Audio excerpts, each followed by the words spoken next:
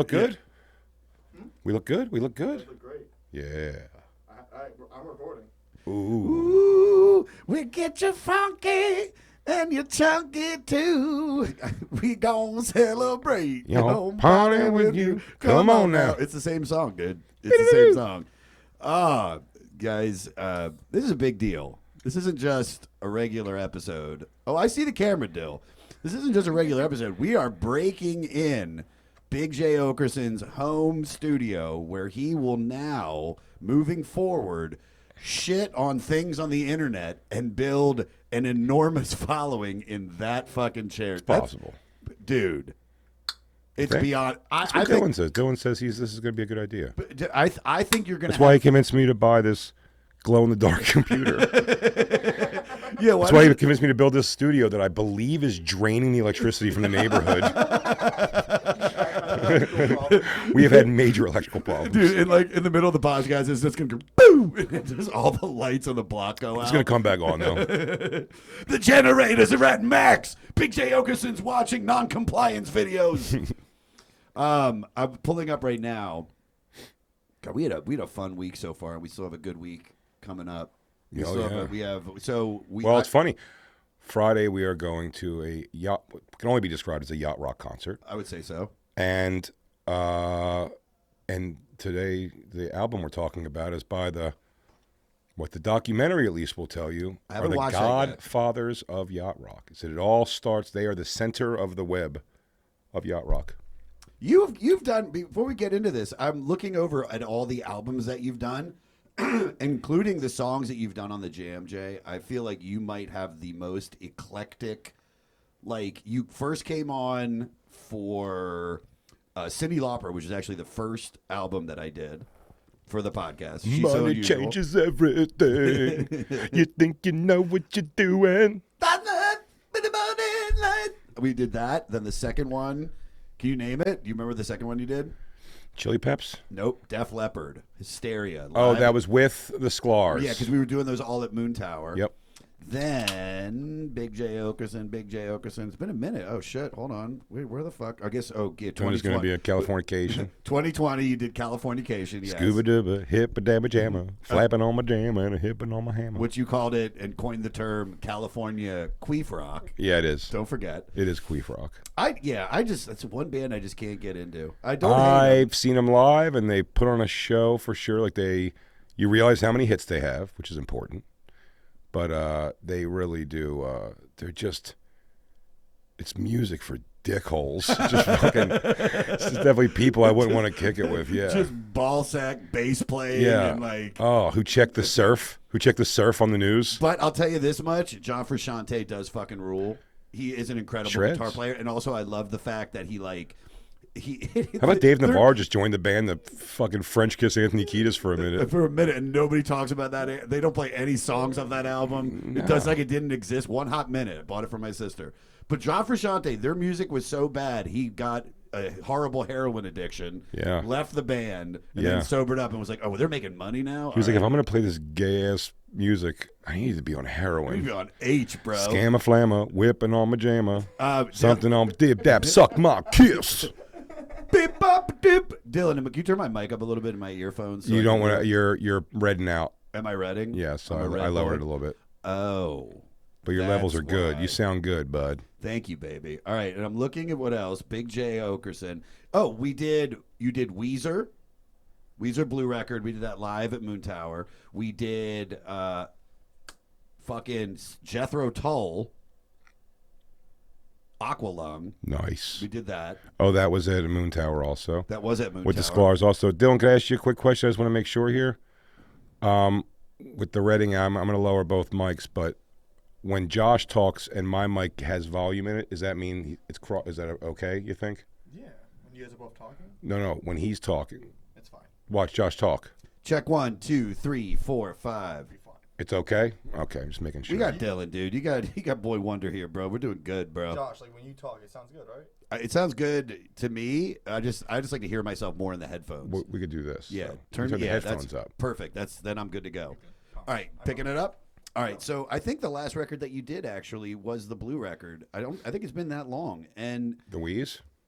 Yeah, dude. And the funny thing is, I'm looking, I think that has been it, is, with everybody, when we look at you now, especially, because I think when you first kind of became onto the scene, you were like, and it was just growing up in Philly and just, because you started in black rooms, so you're like kind of going, and also it's the urban rooms, dude. Urban. Tiki masala. But you were like, you've turned into what I would call like, I don't know, I want to call you like, not a rock comic, but you know what I mean? It's like your vibe is like metal, rock and roll. And yet when I get in the car with you, I think it's very, like, thinly veiled wigger. I don't think you can say the wigger word anymore. 100% you can. I've said it in front of people and like they get awkward. Well, wiggers. Who was the first wigger that you ever met? That you really were like, oh, this is because Lindsay Kelly was like, she was the like a world class. Yeah. Oh, you're talking about a girl. Mm-hmm. Well, no, I told the story. I told the story on Ari's thing before about the girl. When I moved to South Jersey, I thought I could reinvent a little bit because no one knew me there, and I wasn't just like the silly fat kid. Yeah. I was already wearing the hip hop clothes because that's what Big and Tall had to offer, a name brand only. And or it was dad clothes. Echo, Fat Farm, South Pole, Rockaware. mm-hmm. Sean Paul or Echo Sean is Big Sean John. Sean John. Yes, also those. And you paid out the ass for the extra material for your big fat ass. But I looked the part of like, and that was always what I was drawn to more, like look wise. Strangely, when I was young, it would have been rock and roll, but I was always too fat. We may have said this on the show before, even probably the Led Zeppelin 3/4 length, fucking Angel Swan song, the Angel. Yeah. Going across with the 3/4 sleeves, black softball tee. Yeah. That was the look. I was like, man, if I could rock that look, that's the look. But it didn't work out for me in that regard. Then when the style became hip hop, it was that look of like, that's what got me, was like baggy top, long shorts. It's a very Sure. Ghostface Killer ice cream video idea where it's like, if you're a big guy, well, I think me and him both share. Why have this kinship to Ghostface Killer? It's a similar build. I was definitely fatter than him at a point, but he's also been fat at points too. And it's just, but you keep them small ankles. When you get to keep them small ankles, It's awesome. Like that bought me a lot.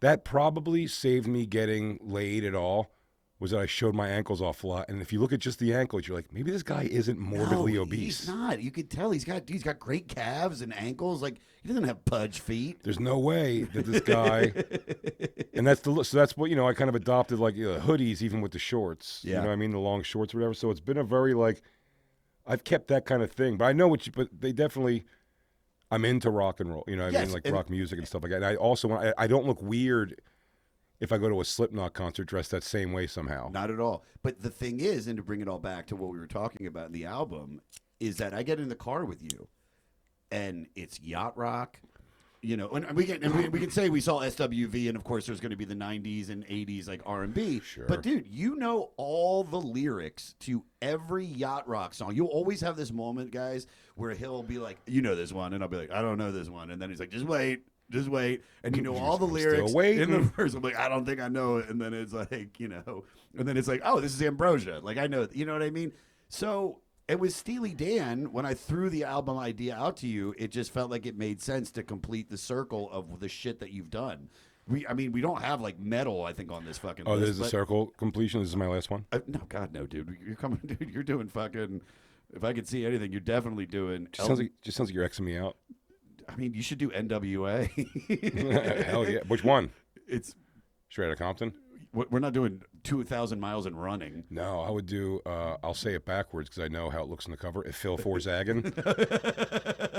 I almost bought that T-shirt, $700 at fucking a store in downtown LA. Do you know I've rocked on so many things, and I still have it. I wear my hoodie that's LOS, it says in the front, Legion of Skanks. Yeah. And it's in the font of NWA. In the red, and on the back it's I've seen that, yeah. On the back it says real, and it's N with a asterisks. Yeah. Real ends with big dicks. That's the line from Always Into Something, Yeah. MC Ren. Yeah, One of of my course. favorite thing. And so I have that to shirt. I love that album. Was one of my like straight throughs. No skips. Hip hop. No, I didn't have to skip It's one a song great- that album. And that it's a one, great and I said, record. and the other one too that always got me. And this was when, because there was a time where my stereo in my car my mom's Chevette that she kind of let me just use. Yeah. Stick shift Chevette. Oh, I miss No stick shift. stereo. No stereo at all. And so I had a boombox in the back seat. And so you had to put in albums that you were like, I can't drive and flip CDs in the back seat of the car. Yeah. And so I would do Onyx was one of the first like CDs or tapes that I could just go straight through on it. I never got into And I'm getting Onyx, but I'm getting introduced to Gathering the Juggalos this year. That's amazing. I'm stoked on that. That is amazing, dude. Your career is it's a cream dream at this point for you. But The Gathering of the Juggalos, is that your Is that your pinnacle? dude, it's like I want to do Shiprocked. I want to play with Fuel. Why can't I play with Fuel? I'm the Skadoodle dude. You're the Skadoodle. Yeah, man. You should know Brett from Fuel. Yeah, dude. I should know Josh from Buckcherry. How did you get? Where did it start? Like, where did yacht rock love start? Because I would say, and if I'm wrong, Yeah. I would say it's in the top 0.1% of the music that you actually listen to that when you get in your car. So, how did your love for yacht rock, in specifically Steely Dan? It's Steely Dan just part of the mix in that to me, honestly. But it's called it's back on my mom's car music, so it's soothing in that regard. It was the '80s, and going on, and the songs that would hit cool on a night like my mom was young, you know. Yeah. So it was like a night where maybe I thought we were just going to be going home and I had school the next day, but she's a kid who would get a text. When Wait, I talk how about old no is? How text. much older is your mom than you? 19 years. That's it. Oh Yeah. wow. So when I was like 5, and she was like 23 or 24, she might get a call on a weekday when it's like, I'm supposed to be going to bed, and it would be like her friends are going to watch Top Gun because somebody got it on VHS or something, what I mean, or whatever. This. Yeah. And it's like I'd get to go over, and it's just like it's getting in the car, nighttime, because a lot of those songs, yacht rock has that synth thing to it before the synth became straight like 80s synth rock. Yeah.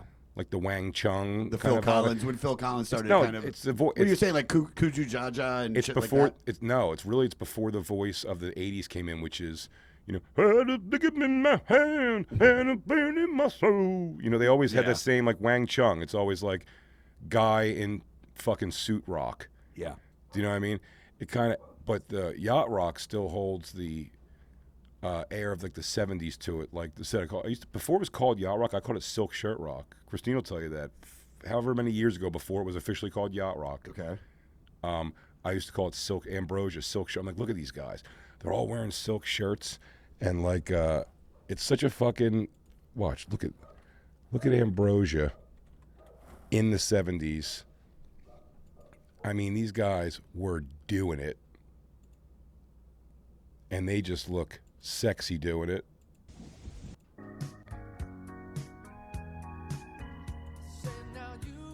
I love the hair. No, it's what I'm saying. The Yeah. beard, the hair, and these guys, and the music seems so corny, but they were smashing pussy. Oh my God. You know what's funny is after talking to Nick from the goddamn Comedy Jam, let me turn this down a little bit. After talking to Nick from the goddamn Comedy Jam, you realize how complicated this music is. And I feel like, because this is more, if you speed this up, this is progressive rock. And that's the thing about Steely Dan. I'm gonna stop so you don't get struck, copyright strike. That's the thing about Steely Dan is that this literally a group of, two music nerds, and then probably them collecting the most talented musicians that they could ever assemble to make these records. So with Steely Dan, so like you just heard that in the background. Well, it was also born of, I think, a lot of these. If you look at like bands that are well fall into yacht rock, Toto, and bands like that, they're bands that were comprised of studio guys. These were guys that were like not even touring musicians as much, I believe. They're studio musicians, and that was the funny thing. Like when you start learning about this music at all when it's coming out, it's like Steely Dan. From the time I was young, one of the top 2 facts you ever hear about. One, it's like it's 2 guys, neither named Dan. You know what I mean? What's it? Fucking. I know the name. Donald Fagen and Walter Becker. But they, the big thing was like, they don't even tour, like at all. Like they're just studio guys. They just make albums in the studio and put them out and do it like that. Toto is just all the studio musicians that did like Thriller and everything, just going like, hey, we'll do a band. We can't always just play background for Stevie Nicks. Sometimes we gotta let's start a band and make our own music, and they did. And like, so I think it's an interesting. But to me, yacht rock, while I know it's considered corny, like an old lady and her husband, like that's the picture. That's why I don't like the term yacht rock. To me, it's sexier than that. To me, than that situation. Yeah. Like I said, to me, it's like. It's these guys wearing silk shirts going out and like getting the chicks that love guys with long hair and silk shirts. Yeah. You know what I mean? It was at a time getting ass music. It wasn't laughing about like being rich and having a boat. That's not why these guys made this music. These guys were trying to crush Why ass. do you think that? What is there? I never watched a documentary yet, but why do they call it yacht rock? Is it just because it's music? It's completely the vibe. It's just it's the vibe, and they're right. It's the perfect music. I would have called it again daytime driving music. Now, a lot of yacht rock is awesome at night, but it's also a kind of music that's during the day. We mentioned Onyx before, I mean, like nobody wants to hear Onyx during the day. No, dude, it's strange. It's like going to a fight music. Yeah. It's strange. Yeah. I go on Sirius XM Yacht Rock station to get my inspiration when I'm driving in during the day anywhere. Yeah. And then I'll go to my own like Apple Music or whatever and like, yeah, that's right. That makes me want to hear this song. Sure. And you get into the zone of it like that for sure. So it's daytime rock. So that's what it is. It's like put it on when you're in a pool. Put it on. So it became like yacht rock because it really is. It's just, and also, I have to assume, I'm not the first person to think of this. I mean, quintessential cornerstone song of yacht rock is the song "Sailing." Oh God, yeah. I can't wait to see that on Friday. I know. Dude. Me either. Christopher Cross is. Christopher Cross, Men at Work feels like the odd man out on this. You know what I mean? Like but nothing against Men at Work. No, but they're gonna do Who Can It Be? They're gonna go on second. That's gonna, yeah, of course. But Christopher Cross to me, I mean, I'm excited for Toto, but Christopher Cross is the one that I'm excited for. I actually was lucky enough to see. Have you seen Steely Dan? No, I know, and they used to play the Beacon all the time, and I think they are still going to again, but it will be obviously without Walter. Without Becker. Walter. So just so everybody listening, we're not going to go through the history like we did on the first two records because we did Pretzel Logic with Jeff Cohen. Is he still your lawyer? Is it Goonies, Jeff? Goonies, Jeff. No, Okay. but I love Jeff. Are you with Bradley? Yes. Oh, They split in the company. no, I know. I went with, but he was the one I worked with always over there. I mean, but I love Jeff. I work. I mean, if I had more work, I'd give it to Bradley. Did all my work too. I love Jeff. Who an enormous. Jeff Cohen's funny. It's a funny fun fact. We should always just tell Jeff Cohen, who was a lawyer for a lot of entertainment lawyer, big time entertainment lawyer, is hilariously Chunk from the Goonies. Yeah, it's actually Chunk from Goonies. It really is, and the sweetest guy, and not fat and At all. A slim. pre all the shots, he did it. He did it natural. By the way, slim, handsome yeah, guy, like successful as shit, dude. killing great. it. Still friends with Corey Feldman. Still, Yeah, yeah. I don't think anybody can be friends with Corey. Yeah, well, I was gonna say Jeff and me will have a couple good laughs about Corey Phone, but I don't want to. Yeah, yeah, they are friends. yeah, and Absolutely, did that fucking Goonies together. They're bound for life. So Jeff was the first person that I found that was obsessed with them. He did Pretzel Logic. Then we had, what's the next record? Can't Buy a Thrill. Did I say that right, or did I fuck that up? Do you know the record name? I don't know if I have it right in front of me right here. That was the other record we did by them, and this is our third record. I should double check that math. Hold on, second record. Cut this out for Pretzel Logic. Oh, while he's looking that up, Dylan, can I ask this also? We're going to change out the YouTube that we're on to get into when we go live. Because I'm not going to do it from my searching Do you YouTube. want to do live? Why don't we just record it as like a YouTube video? I just want to record it and then you'll post it, so we won't go live tonight. But then I eventually do want to try I it. think you should build them up, build some like hype for it, and then we can start doing like them live. For, Okay. Like subscribe, like premium people on YouTube. You can have set up like premium, so people pay like every month. Like a Oh, really? certain amount. Yep. And then we can do live streams for premium things, for premium subs, and then like let's say a week or two later, it goes up as an episode. And then in that episode, we can put like, and if you want to watch these live, subscribe to premium, and you'll make. Again, we'll definitely cut this out. 19 minutes. We'll make bank. And then it's kind of, I'm looking at it over here on the side thing where it's like, and because I'm going to be on it also talking over it always, I can play like a video or something. Of course, 'Cause- you're commentating. On Yeah, but so it's like it becomes a, what's it called? Free use. Free use. Yeah. I'm changing it. The art. Yeah. You're Hey. creating new art. Okay. All right, you ready to pick it up? So we'll take it again. So the first record we did was Pretzel Logic. We did that with Jeff Cohen. Then I did their debut album, Can't Buy a Thrill, with my writer DJ Morty Coyle and his buddy Jordan.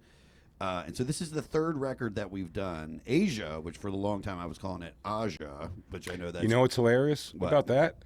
Was I know people would always say, I never bought Steely Dan albums per se, but like people would always say like Steely Dan Asia is like the best. And I just thought that was different. When I'd see this in CD stores or, you know, tapes, Sam Goody or whatever, I would always think, I would also think it's Aja. So did I. And I just, and didn't even like occur to me that I was like saying one wrong than the other. And then eventually, you know, just like through time, that's one of the ones you learn. I mean, it's developed a cult following. Jethro Tull's a place, not a person. Did you know that? Really? Yeah. Where? It's a farm. In... Oh, I don't know. Okay, well, you got to back up that. You got to Wikipedia that shit before you drop a comment like that, dude. Dylan, would you please? Look that shit up, dude. Oh, yeah? I should look it up? Okay, you're right. I should look it up. Fuck. But Okay. Steely Dan, New tab. I got this. inducted into the Rock and Roll Hall of Fame in 2001. Sold Wait, I'm a more pothead. Hang on. Okay, What was I looking up? I forget, dude. Oh, where Jethro Tull's from. As you do that, Steely Dan inducted into the Rock and Roll Hall of Fame in 2001. They've sold more than 40 million records worldwide. They won Album of the Year for a record that came out of new material in 2000, Two Against Nature. So they did get back together. But from my understanding, there's only one more record after this, Gaucho. And Okay. then- I hate to interrupt. Yeah. I hate to interrupt, Go ahead. but it is also the name of an English agronomist, agriculturist, writer, and inventor whose ideas helped form the basis of modern British agriculture. Is that? I want it to be more than that.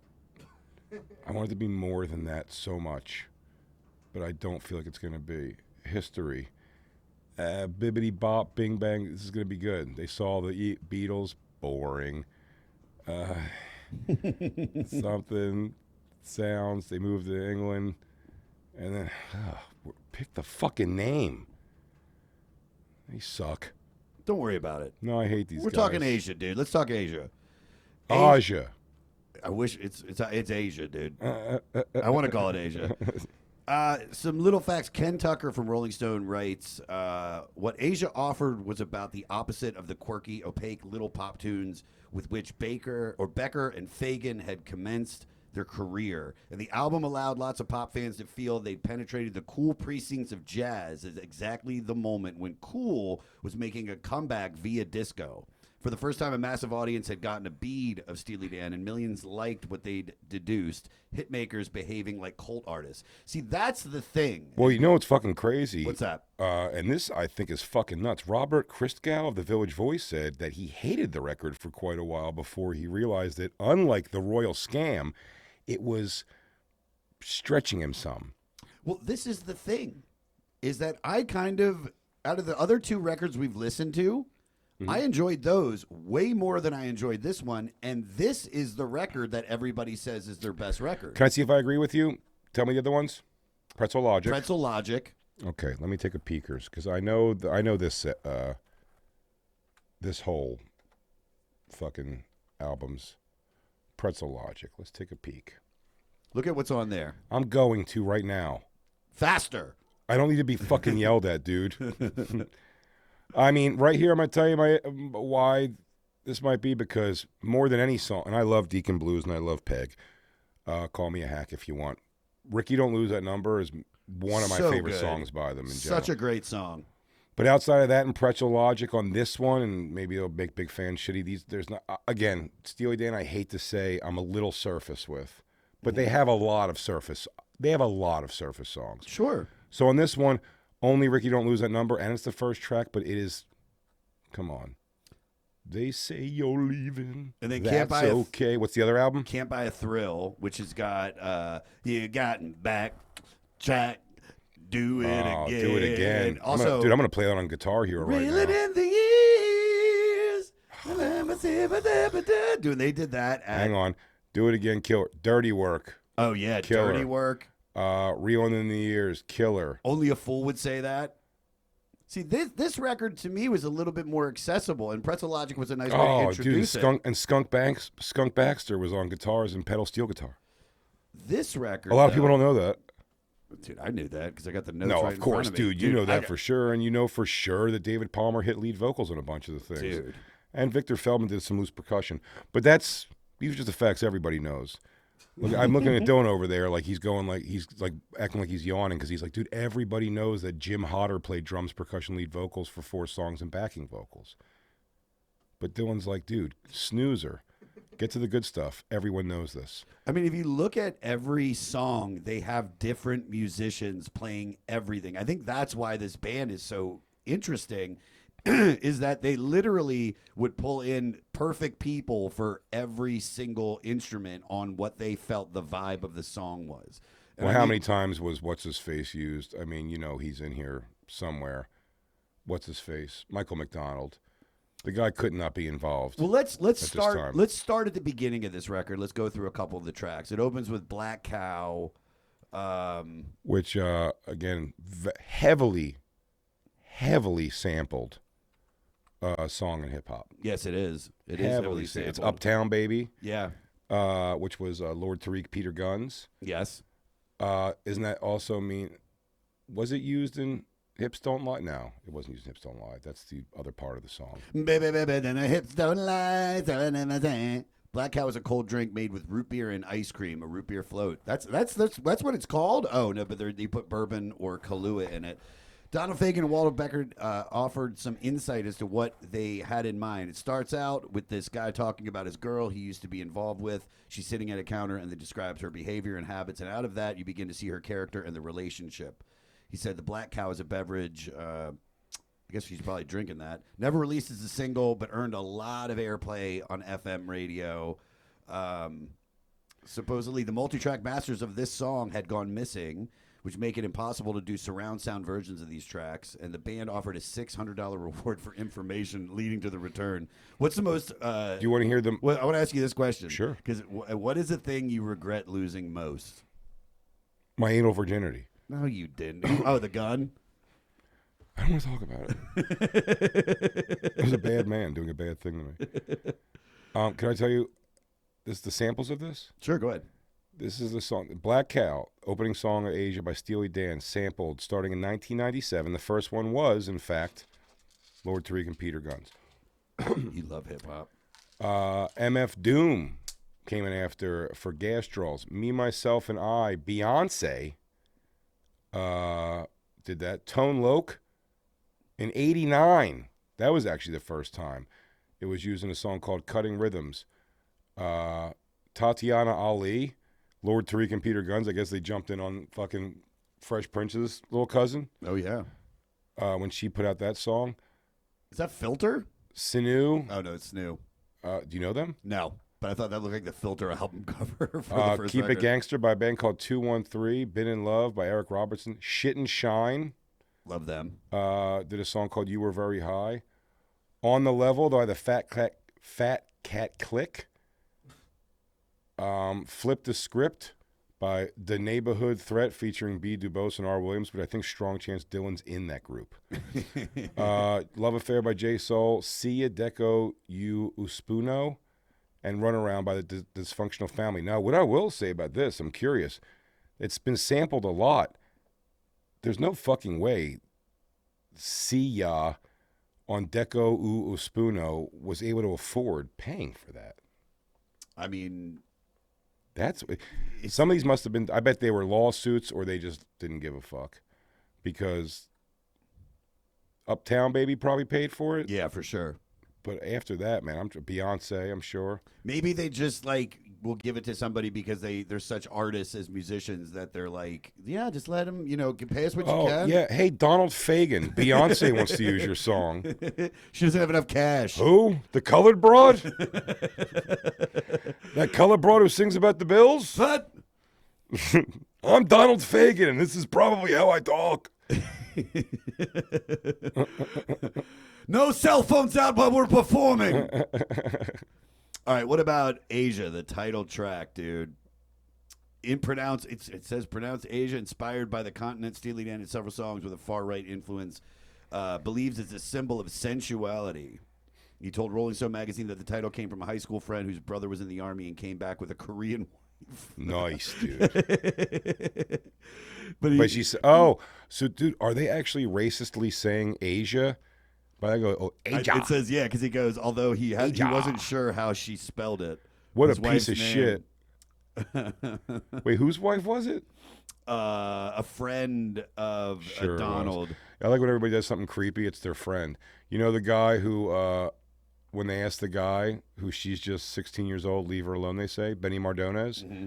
When interviewed, he says, "Oh yeah, no, I had a friend over my house. Yeah. And when my 16-year-old dog walker came over, when she walked out with the dog, he was like, 'Yo, dude, huh? Like, how about her?' And I was like, 'Bro, she's just 16 years old. Leave her alone.' He goes, 'Why didn't you say that in the song? In the song, you say you're fighting from the perspective of a guy who wants to fuck this 16-year-old and steal her and kidnap her from her parents. If society would allow it, he would kidnap her from her parents.' And then for the second half of the song, he's just yelling at the microphone. And I'll tell you what, the voice is so good. At the end of the song, if I would give him a child. Yeah, of course. I would go, dude, at least let him hook up for a weekend because this guy, he means it. He earned it, dude. He wants to. I've never even, there's a strong chance this is called Aja. They're being fucking racist assholes and going, that's how she would say it. Aja. Aja. Oh, no. I'm going to spread that rumor hard. Kenny Aronoff. Oh, shit. Justin Silver's texting me. He must smell that you're here on me. Kenny Aronoff, a top session drummer who appeared on tracks by Stevie Nicks, Joe Jackson, Bob Dylan, and many others, put Steve Gadd's work on Asia in his list of the top 5 drum performances of all time. Everybody knows that this is an absolute genius. Steve Gadd, his musicality, the iconic drum fills, his feel, his delicacy, and the balance on the drum kit. He did it in one take. Every take that he did was a full take with the whole band playing together, and that was a performance. And he says in the days of Pro Tools, with people mixing and fixing, he goes, this is not one of those. This is literally one of the greatest drum performances ever. It was fine. It wasn't my thing. Let's see how many times. How about this? How many times was Peg sampled? I'm going with the 2 populars. Okay. We got to do your song after this, dude. Oh, yeah. What do you think? All right, so if you don't think this is some of the best drumming, what's your favorite song of all time? What do you think drumming-wise? What's your favorite drum song? Straight Out of Line by Godsmack. I'm sort of kidding. It is pretty badass, dude. Dude, let me tell you something. I'm always impressed with a song where the rhythm of the song is not just keeping time with like hi-hat, big kick drum. Sure, yeah. The different time and the signatures. thing, and so say what you will about Godsmack. I've said it all myself too. It's funny, but live performance and seeing them before, he knows drums well, and the drummer, he's not the other drummer's not there anymore. Shannon Larkin, but yeah, dude, they would go in on the and Straight Out of Line. That song, while it's the verses, when he's singing the verses, not the chorus, it's the whole thing's going. It's like all over the place. Yeah. Pretty impressive. It really is. So, but probably not that. It's probably not that. I think you're the only person saying a Godsmack drum solo. I mean, listen, I'm so sick of, and I'm okay to never hear Tom Sawyer again, but I mean, come on, the part. Gang, gang, gang, gang. Oh, yeah. My first drummer, not my first drummer, but one of the drummers in one of my early bands was obsessed with Pert, and it was just he would try to do these crazy drum fills, and it just never felt right in like my grunge songs. Whoa. What? Peg? Peg has been sampled 170. How many times did it say? It's crazy. Well, now, by the way, it says 170 sometimes. Now it says 22 times. De La Soul, Joe Public, Larry Carlton, Sleeve, Alex Preston, House Republic, the brand new Heavies and Q-Tip, Dage, YZ, Jean-Luc Ponty, Disco Junkie. I mean, it just falls off. Is there another band that's been as sampled, you think, as Steely Dan? Would you check to see who's the most sampled band of all time? Let's take guesses first. Beatles. I want to say Beatles. You think that people can afford and the Beatles are going to give up their samples? Like, what other besides the Danger Mouse album? I don't know. Led Zeppelin then. That drum from When the Levee Breaks, probably. Stop breaking it down, dude. Just make your guess, and let's look it up. I might go with Steely Dan because every time I listen to them, You're I crazy. hear. You're out of your mind. Take a look. No, While you do that, before we talk about, First of all, dude, you're out of your fucking mind. you're out of man. your fucking mind just because you're sitting in your king chair behind your fucking brand new studio. Dude, you're out of your fucking mind. Don't make me put on Californication again, and we can go deep into California queef rock. Hang on. Well, you look that up before. Let's leave Peg sitting there. Let's talk about Mando. Well, we got to Mando Deacon Blues, dude. Mando is deodorant for your whole body, your grundle, all the dirty spots. I love that commercial. Who's putting cream in their nether regions? Like, oh man, I'm a little stinky down here. Let me get some Mando. Honey, can you grab the Mando? Guys, real quick, before we get into Deacon Blues and how many times that was sampled, can I talk to you real quick? Are you guys having problems keeping your wanker hard? Because if I get a solution for you, it has been, let's see. Oh, been sampled. Forgot to type that.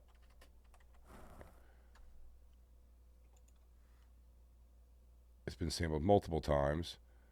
You didn't type in who's the most sampled artist, though? Not yet. This has only been... Deacon Blues has only been sampled. Not a lot. Most sampled band ever? Yeah, I'm typing that in, too. Why, dude? Look at this. Look at this monster computer. Let me do it.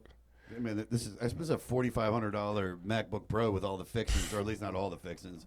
Dude. Oh, found it. It's the Winstons. What? Due to their iconic Amen Brother track, 6-second drum break has been sampled thousands of times, while James Brown is the most sampled artist overall with his band, the JBs. Well, I have completely different answers than you. What do you got? I've got the most sampled band of all time is Mountain, which is Leslie West. I remember from being a Stern fan, he would always have Leslie West on, and they were the band. Mountain is hilarious. Only band who held out, on fucking Woodstock movie.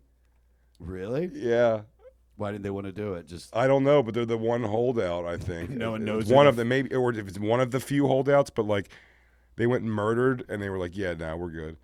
You don't have to put it in the movie. We're not getting paid for that." I've got this. Everyone else got it. It says Mountain's been sampled 173 times in hip hop. Other bands with higher numbers of samples include the Beatles, 112, Billy Squier, 111, Queen, 109, Steve Miller, 77, Jimi Hendrix, 76, Led Zeppelin, 75, Hall & Oates, 59. Hall & Oates? But if we consider all genres, here we go. The highest ever, James Brown. Yeah. The JBs. 8,617. I'm looking at this other list too of the who's sampled, and they said Yeah, but they're racist. Steely, it is very heavily. No, they're bad people. It says James Brown, the Winstons. Then I have Lynn Collins and Whosampled.com actually messaged me from the river to the sea. I'm looking at whosampled.com too, bro. I know. I'm staying clear of that because they said some pretty anti-Semitic things recently. Deacon Blues is a song that you and Deacon Boobs. Yeah. How did that start? Deacon Blues, I always have a soft spot for because it was interesting when I would drive. I think it was always a funny thing too when I'd have new friends come into my life as an adult, Louis J. Gomez being one of them. Mm-hmm. Everybody had, I'm sure Dylan had that, I'm sure you may have had it even when you just first met me, some kind of like... Oh, I know what our song is, but we can't sing it. An objective idea of like who I was and what I listened to, and like Louis probably thought we're going to get in the car and listen to like Limp Bizkit the whole way because he's looking at me and whatever. Or maybe heavy metal. You know what I mean? He might have thought that too or something. And then we get in the car and it's like what was interesting with him, maybe Dave too to some degree. I'm sure to Dave also. I love music so much, which I know me and a lot of our friendship is bonded over that. But I also love showing these guys. I'm like, God, you don't even know you remember these songs. It was like the same thing. It's like it was in the back seat when you were in your mom's car.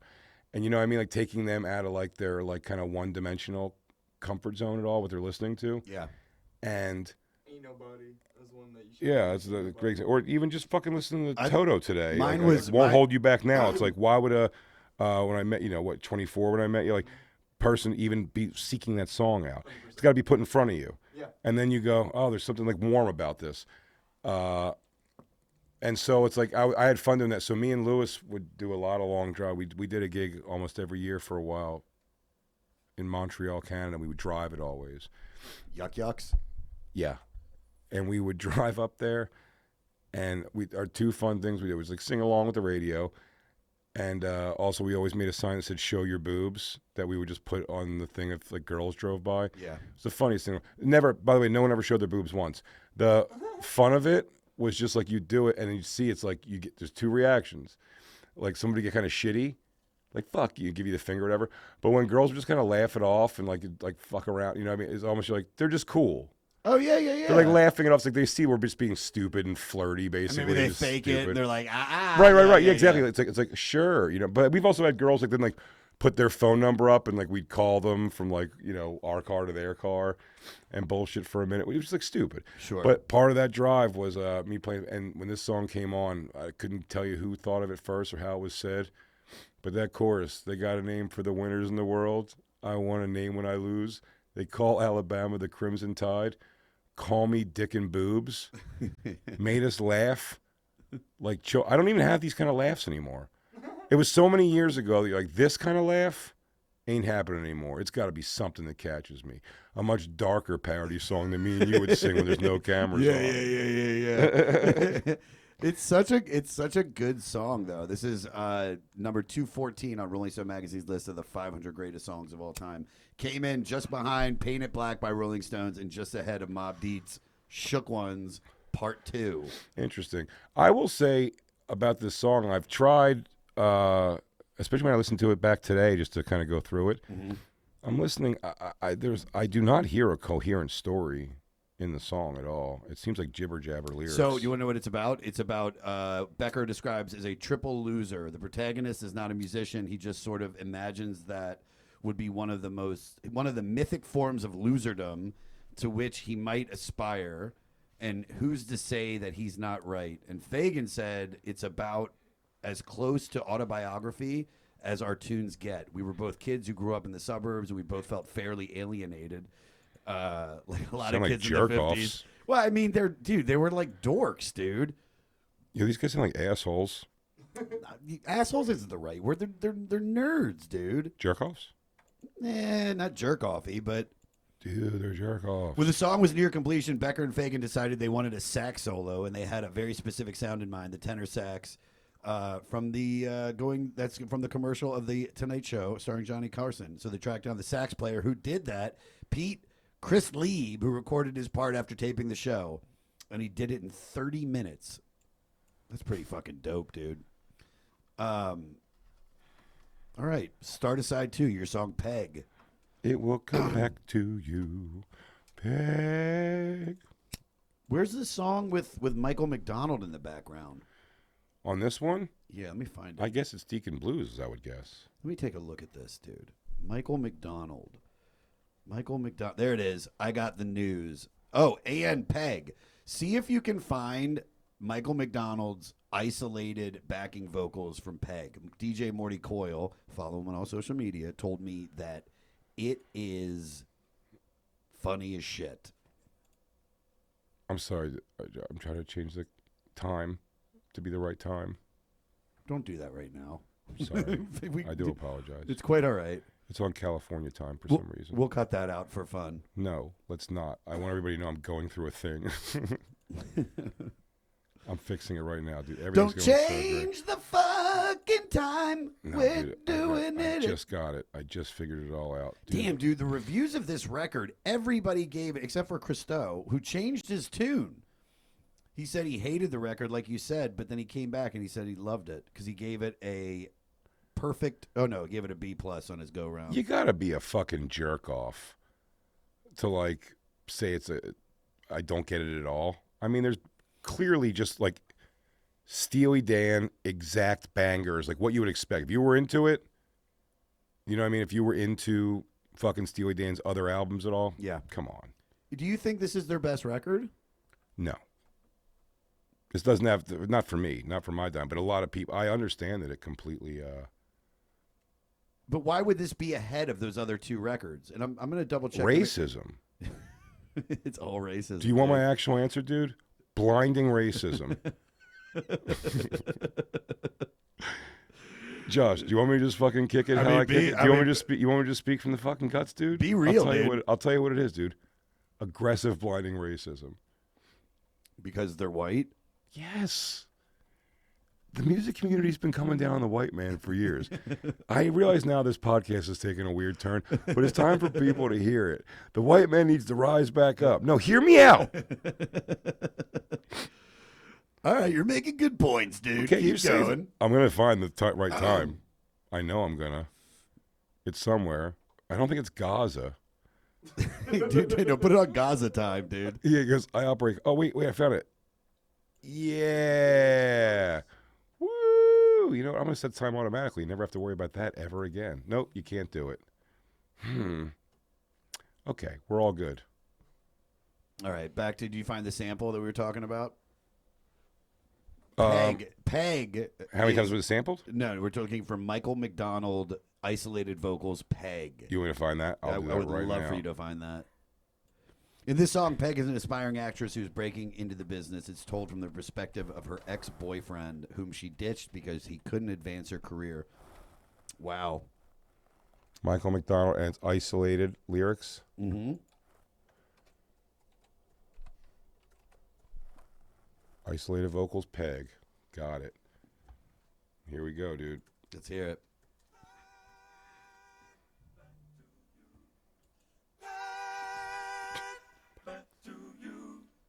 Peg!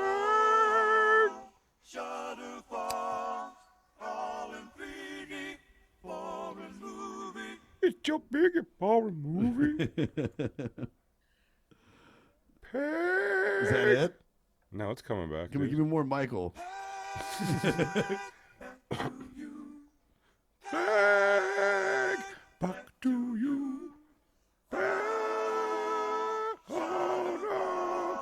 Oh, foreign movie. Back to you. Peg! Back to You have a good voice, dude. I know we've talked about.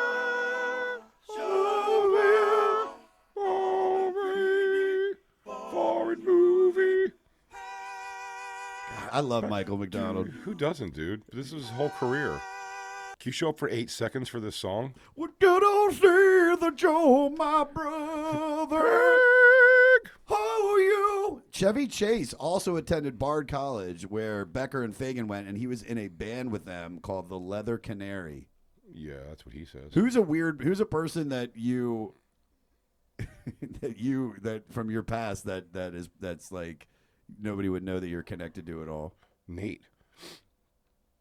Nate's always people that people are surprised that we're like friends. It really is interesting. It's like you can't. It's not that like it's not wacky to me in any way, but I get it. Again, I just know Nate when I knew him. So How did that happen? How did you guys suddenly become friends? Because he's, especially back then, he was wearing the glasses. He was like kind of like dorky. He's not all good looking and cut like he is now. no, Nate was funny as shit. No, is he's what he fun. was. No. I'm not taking him as comedy. I'm No, just but that's what I'm saying, look-wise. but- He wore like puka shell necklaces. Yeah, or, yeah, like, but I'm saying my whole thing was like we started hanging out. I think it was starting to play basketball a little bit together, and I just thought he was fucking really funny. And I saw this guy had him kind of under his thumb at a comedy club, kind of treating him like shit. And I thought Nate was funny enough that even in the limited amount of like headlining I was doing, I'd be like, come do these shows with me, and Yeah. I'd take him around to the clubs and kind of introduce him a little bit to people. And then we just started hanging out because we just had very similar. We went to concerts together. Yeah. We fucking played. Here's the thing also. Nate's a sports guy, so it was also they could watch football together. We could Yeah. watch basketball together. A lot of video games together. Playing like NBA and shit, and Madden. yeah. And then I got them an apartment. Him and his now wife. His wife then actually too. I got them an apartment while they were gone, and we we also lived near. We were neighbors for a long time, driving to the city together and stuff. So yeah, it was very organic friendship. And I think we both find each other very funny. I find it insulting that he doesn't let you open for him now. Your Nick, give me a shot. The first thing he goes, "What's up, fuckers?" What's up, you fucking pussies? You ever fuck a black guy, Grandma? Oh my God! Yeah. Oh, what are you, bunch of religious fucking fruits? Boo. I think our Outback Steakhouse is here, so let's start wrapping this shit up, dude. Do it. You know what was a bummer, dude? They don't sing dirty work. You're about to crush your fucking. Oh, I got a ribeye with some shrimp. You're about to crush your fucking coconut shrimp. Morty's probably mad at me right now. Why? Yeah, we didn't talk about the record as much as we should have. Well, we did. I thought we did actually. We did. Probably more than any other album we've talked about. You went through it on Wikipedia. Yeah. No, don't say that. Don't tell everybody that Wikipedia is involved at all. Yeah, it doesn't even You went through exist. it with your brains. Well, this is the thing. I recalled everything that I knew about them, and listen, it's just things I got. When I'm sitting down with Jeff Daniels and Rob Lowe, like I've got to fucking, Of course. cover the Mama Jamma to make sure we get it right. When I'm I'm your sitting down with friend. one of my best friends, it's like, ladies and gentlemen, you're getting just two guys hanging out talking about Steely Dan. The song number 7, the closing song is, excuse me, Josie, Yeah, do you know which is about a girl that's definitely fat now or dead. Oh, Peg and Josie basically both dead. But you know who's alive? That Who? Asian girl that went, Aja. Asia. Oh, Wait, you should call the album Aja. look up just so we make sure we're doing it right. Look up the Michael McDonald isolated vocals for "I Got the News." Maybe that was the one that was funnier. Yeah, because that wasn't that funny. Yeah, Morty, what are you doing, bro? Morty, Hey, Morty's what the man, fuck's- dude. yeah, what's up with your boy? Morty is the man. Everybody follow What's him. the song for? which one? I Got the News. I keep seeing Donald Fagen, and I keep, for some reason, thinking it was like the black dude from Scrubs. I was like, why is the black guy from Scrubs in all Is these his name songs? not Donald Fagen too, though? I think it's Oh, like is that- Faison. no, he's Donald Fagen. No, he's Donald Faison. Faison. And we're thinking, yeah. And then to be mistaken with Faison Love. What you're asking for appears to not exist. So then we got the right thing. Yeah. Your friend just thinks things that are funny that aren't. God, I love that look. I love that Michael McDonald look. Yeah, dude. I'm talking about it's the 70s. You can kind of hide under shit and still be cool as fuck. Long beard, like a mop of a hair. Yeah, I saw Steely Dan open for Eagles. And No Becker. Nope, of course, no Becker, unfortunately, because he passed away. And it was arguably some of the best musicianship I had ever seen live. Not Oh, saying, yeah. dude, was the show the best? No. I think you're going to feel that with Toto. Same thing. These guys are cut from the same cord. They're perfectionists musically. They're, are they hit machines? Yeah, I guess sort of. But I mean, also, like, I don't know how much it crosses generations and how long it will. But I mean, like, Let me ask you a question, though, because let's talk into comedy. Is like, what do you feel about a comic that is put out some great shit and then just stops touring? Like someone like Eddie Murphy or, what other examples? Like Steve Martin, somebody Eddie that Murphy's thing. Well, here's what I think they both knew. If you really go back and study those specials, they're fine. You know what I mean? they're of the time. They're for of the sure. time. Like I said, if you say these things hold up hard, they really don't. Particularly, what's funny is I thought the interesting change in something like that, which I think happens too with taste in music. I think there can happen, like the maturity makes you go, this actual album is better than the one I thought I liked when I was younger. Yeah. And what the fuck? What were we saying right before that? Because I had a good example attached to it. Eddie what you said. Murphy, Steve Martin. Eddie Murphy. When I was a kid, I would have told you probably through my 20s, without even watching them again, from a child, I'd be like, Delirious is the actual one. Raw is like whatever. Yeah, for Raw sure. sucks. Raw's it's like that was like his like I'm already famous and who gives a fuck now. I hilariously when I watched them both again as an adult to just kind of refresh, like, are these hold up at all? Raw is far better than Delirious. Delirious is like such low hanging fruit. And what you're really seeing is because it is what he was, is a 19-year-old, and that's the thing. Even with like music, but music you have a much smaller window to mature to make something great than you do in comedy. Mm-hmm. If you put out your thing at 40 at the first time in comedy that people go like, yo, this guy's arrived, don't matter. You'll ride it out then from there. 100%. In music, you have to find it and still also be young and cool. You know what I mean? Unless you're a novelty act. You become like a Susan Boyle, where it's like the idea is like, hey, look at this fucking troll that can sing good.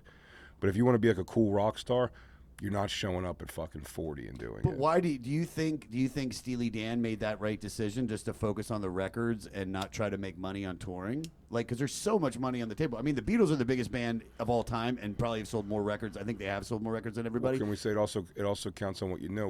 We saw Tyler the Creator this week, and I said one of the things that impresses me about that show, not only his performance, but I was like, he's taking a fucking financial like hit. I'm sure he's making money on this tour because it's also it's him. It is technically, at the end of the day, he's not a group, he's not a band, but he's spending a fucking huge amount of money on the production of that Oh my show. God, yeah. The show's production is really, really big, and I just know from like knowing enough people in bands at this point, like, you know, I said I watched Korn pull a pyro oil tanker, like pyro gag, what do you call it? An effect. Yeah. They had on stage, and second week of the tour, it was the out when we did Mayhem. I asked the guy, I'm like, hey, why is the thing not up yesterday or today?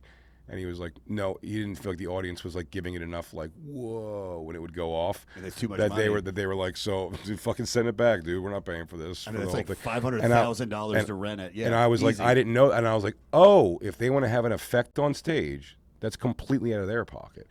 I didn't even overthink what that would be. So he's spending a lot of fucking money on that. It also really gives perspective to the amount of money that Nate and Shane and these people are making when it's like, and they're paying, and I don't know Nate, but I know Nate's a good person, so I'm sure he pays very good to his people. Of course. Takes care of his people, but I just know from doing ones with Shane, like he takes care of you good, man. You know what I mean? And he can do that because he has to be making a bazillion dollars. Because it's him. Mm-hmm. And then they ship the stuff, you know, the stage, of course, and whatever. He's got trucks, yeah, and they There's go, trucks. and they, you know, he's on the road. He's got a van, or not a van, but a bus. And No. It's just 2 cities, and then he's done. He does 2 or 3, like almost like a weekend on the road, and just bounces to them, real quick. Oh wow! And then just goes home, so then the bus can go to like chill somewhere in between. And then he flies to the next thing, and then they go to the bus, and they do 3 arenas, and he's done. Yeah. Wow. It's really like, and I'm saying, and it's just him, and the production is just screens, 4 screens and a stage. It's really, it makes you realize, like, holy shit, like Shane makes out better than fucking Wu-Tang or New Kids on the Block or fucking NSYNC even. You know, these bands that come, like, because it's really, the overhead's a person. I mean, and and by the way, at a touring company, you have to, they have to make their money back. But my question is this the reason why so many people feel this is a niche band? I don't want to call it a niche band, but I mean, someone like me, that I used to make fun of Steely Dan. I didn't know any. I thought they were the fucking the Simply Red band for so long. I really did. And now that I've listened to the 3 albums on the podcast, and I've listened to more of their music, like, I really think it's all live. I was like, wow, man, they're so talented, they're so great. Do you think if they would have toured, they would be a much bigger band in the discussion of the greatest bands of all time? No. You don't think so? No, because even what they did, they were influential enough, and we could see even by, that's just the samples off this fucking album, dude. Yeah. Mega sampled. It's a lot. They're been used a lot, and they're just, again, they're the godfather, unwillingly and unwittingly, it seems, godfathers of a genre of music that now has a fucking genre title. Yacht rock, and it's just it's macaroni and cheese. It's your mom's fucking shitty stew or great stew or chicken cutlet, whatever she made. Do you know what I mean? Yeah. It's such a warm. As I said, it's me sitting in the back of a car, that music, and like, oh man, my mom's gonna let me be up past midnight tonight because she wants to hang out with friends. Yeah. So it's like I get a night where I don't have to fucking just lay in bed with no TV and, like, you know, I'll fall asleep with this dude or chick's house. Yeah. And then, you know, by the time I get home, I'm smacked. Yeah. It's over. I think that's why I love Tears for Fears so much, is because my first knowing of music. They fucked your mom? Kurt? Kurt and the weird name? Like, the weird named one? Weird and Umlaut? No, I just remember Head Over Heels. I remember being a kid, and Hall & Oates too, man. And it was the closest things your mom wasn't going to put on rap.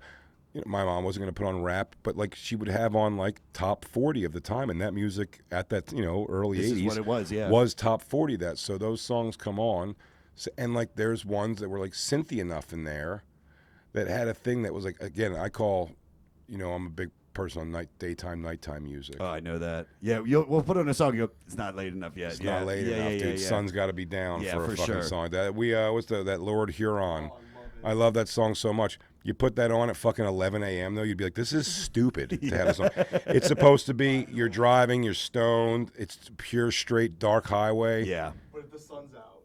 No, sun's gone. Sun's got to be gone, dude. But if the sun's out. If the sun's out, it takes everything away from it. ruins It takes the cool away completely. Yacht rock can still feel cool during the day. That's the beauty Wow. of it. No, you're right. You are right. It is the perfect background music at Because it's any fun. dinner party, at any function, a wedding, a bar mitzvah. I'll never dress like this, but if you're dressed like an ass, wearing some white shorts and a fucking flower top, even if you're just doing it to be funny, it all makes sense when fucking a little Yacht, or a little, you know what I mean? Yeah. A little George Benson, give me the night. By the way, that guy, poor guy, he didn't ask for that. George Benson thought he was R&B. Oh, because that's all the problem is. You get white people have a good time going.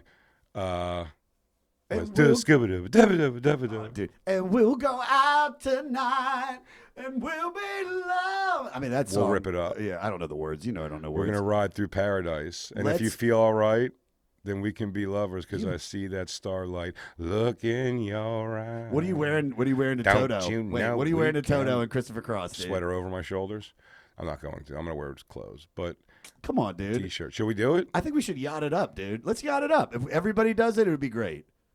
Let's do it. Let's have fun. We got to. If everybody will agree If to do everybody it. does Dave, it. Dave Smith's not going to agree. To do it, Well, too. I know, but He's know, going to buzzkill it but then all of us and then him, and we shit on him the whole night. for not going full. Yeah, we Yacht. say we all pro Israel too.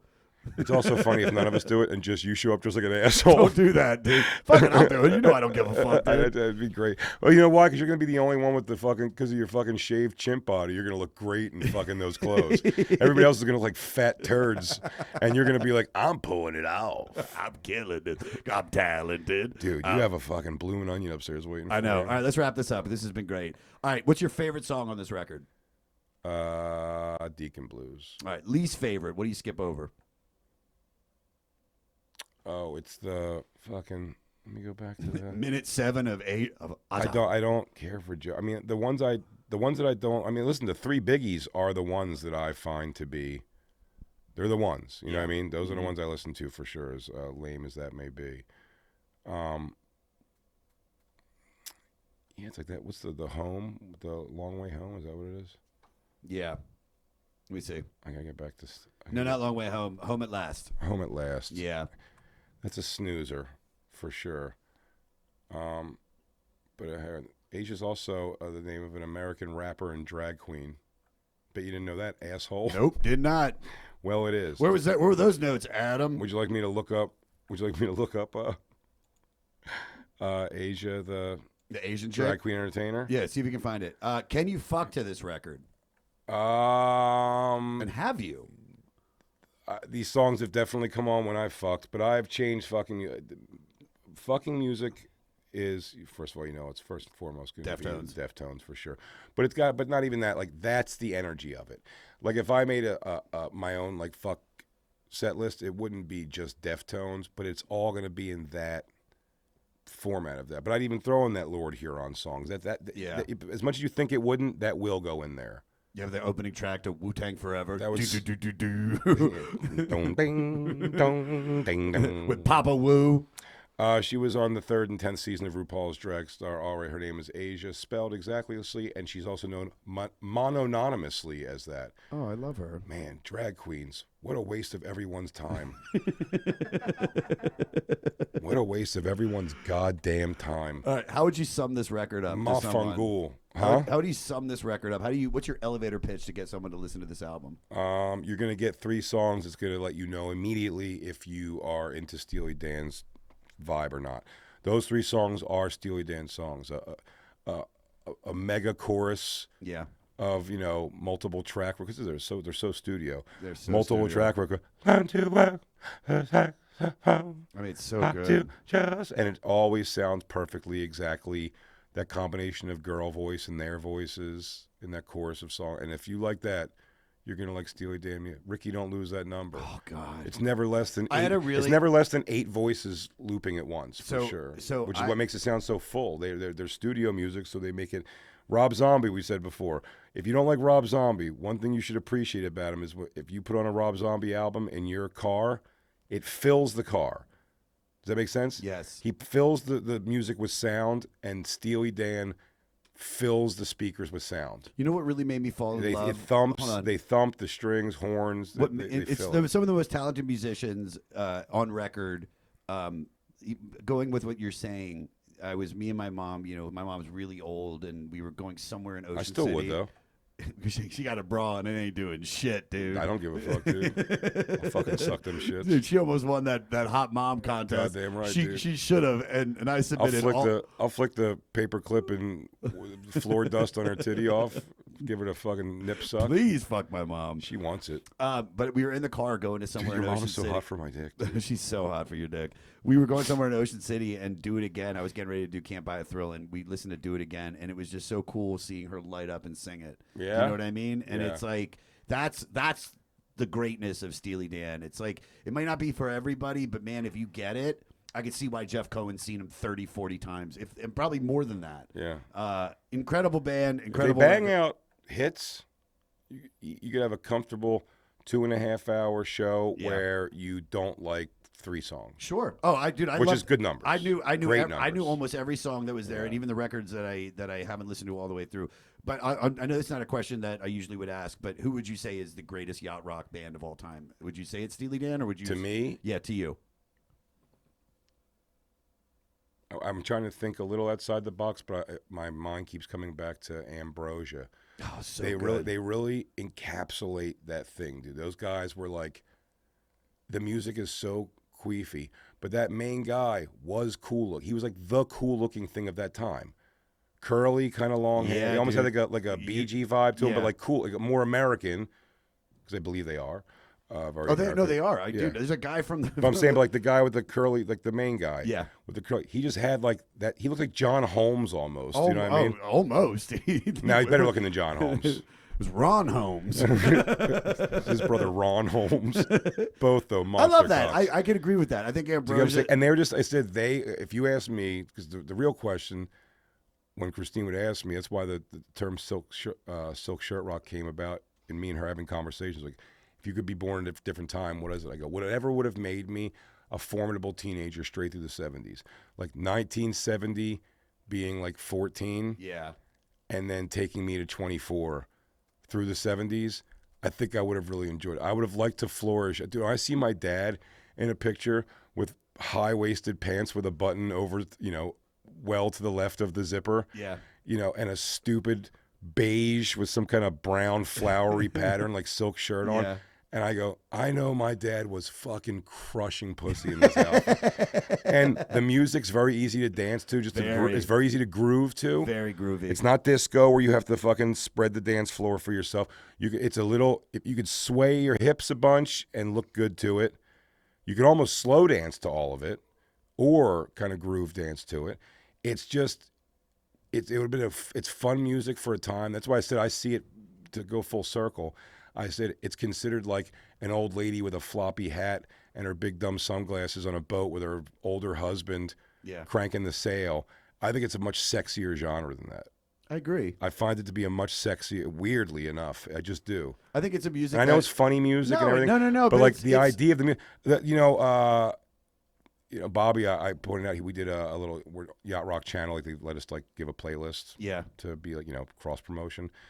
And Bobby, one of them picked right away, which is one of the one I would have picked because they gave us a list, and it was Ambrosia, How Much I Feel. And he's like, it's great because it's a beautiful song. I got a wife and blah blah blah, and I go, Bobby definitely doesn't know what the song's about. I go, the song is literally telling him he misses his ex-girlfriend, and he wishes they got together. And then the third verse is him informing the ex-girlfriend.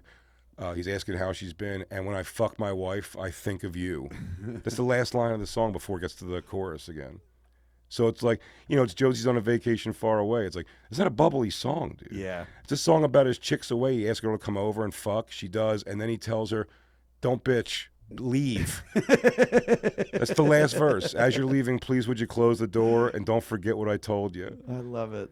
I love it, dude. Because as you're leaving, please close the door. Hey, we did it. And the song's like, I just want to use your love tonight. But everyone just sings it. Yeah. Because they're like feel good, bubbly 80s songs. But then I think Ambrosia is like, it's such a cool time, like to call that one out, especially. I'm like, it's a dark song. I know, dude. it's like, it's very Smithsy, where it's like, oh, it sounds like it's all fun, but it's really like, It's the dark. headmaster beat me and I got my ass fucked. It's a dark fucking song. Yeah.